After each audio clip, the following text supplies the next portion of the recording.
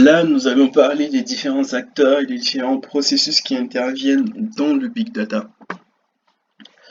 Dans le big data, nous avons plusieurs acteurs et plusieurs processus qui interviennent pour la bonne mise en place et la réussite d'un projet big data.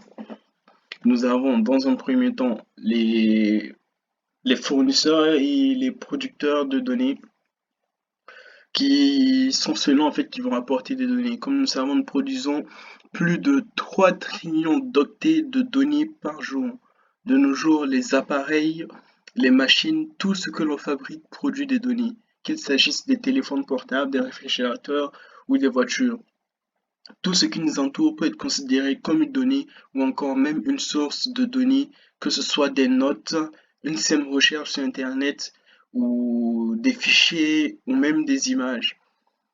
Comme vous le savez, comme vous l'avez compris, les sources de données sont diverses et variées. La production, la collecte, le stockage, le partage et le traitement des données sont différents processus importants lorsque l'on parle de big data. Chacun de ces processus fait intervenir encore en son sein différents acteurs. Nous avons ensuite la collecte de la donnée qui a été créée par nos fournisseurs de données ou ces personnes-là, ces objets connectés. La collecte des données en fait va permettre à une personne ou une entreprise de répondre à des questions pertinentes, d'évaluer les résultats et de mieux anticiper les probabilités et les tendances futures. Ensuite, après cette collecte, on a le stockage et le partage de ces données-là. Avec le volume qui ne cesse de croître des données numériques à sauvegarder et à gérer, il est crucial de trouver des moyens de stockage fiables et adaptés à nos besoins. Les principales solutions de stockage utilisées sont les stockages physiques, le cloud, les serveurs NAS. Le stockage physique, en fait, n'est plus vraiment présenté. Ce sont les solutions de stockage utilisées par la plupart des professionnels, notamment les clés USB, les disques durs externes. Le cloud, c'est un type de stockage plus pratique et sécurisé qui permet de stocker des données numériques à travers des serveurs partagés. Et au niveau du cloud, on a des clouds privés et aussi des clouds publics. Les serveurs NAS pour Network Attached Storage, ce sont des types de stockage qui permettent aussi de dématérialiser le stockage de la donnée.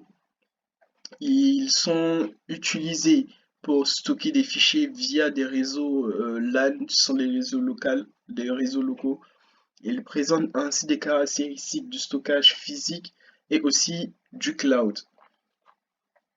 Ensuite, on a le traitement et l'exploitation de ces données-là.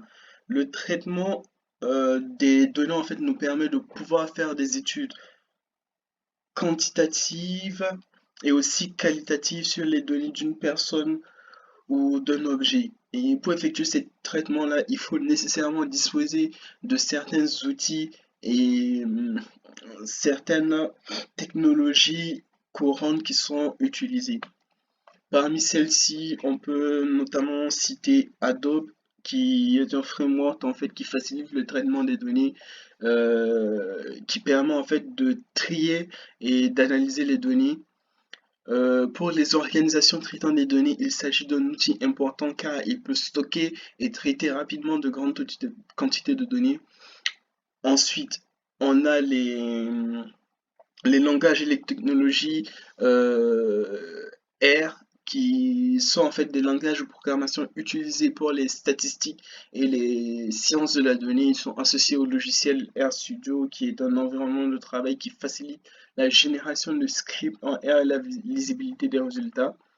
Ensuite, nous avons Python qui est un langage interprété multiplateforme et multiparadigme qui intègre en fait, qui permet en fait, non, qui permet qui est utilisé aussi à travers la bibliothèque TensorFlow développée par Google qui intègre les outils d'apprentissage automatique. TensorFlow, c'est la principale bibliothèque open source sur le développement et l'entraînement de modèles de machine learning. On a aussi le framework Spark, Apache Spark, qui est un moteur de traitement de données capable de traiter de grandes quantités de données de manière distribuée via des clusters. Il est programmé en Scala, qui est un langage de programmation un peu équivalent au Java. Et il est en train de progressivement remplacer Adobe, qui est considéré comme la pierre angulaire ou la matrice mère du big data. Ses principaux avantages, en fait, sont sa polyvalence, sa vitesse et sa simplicité d'utilisation.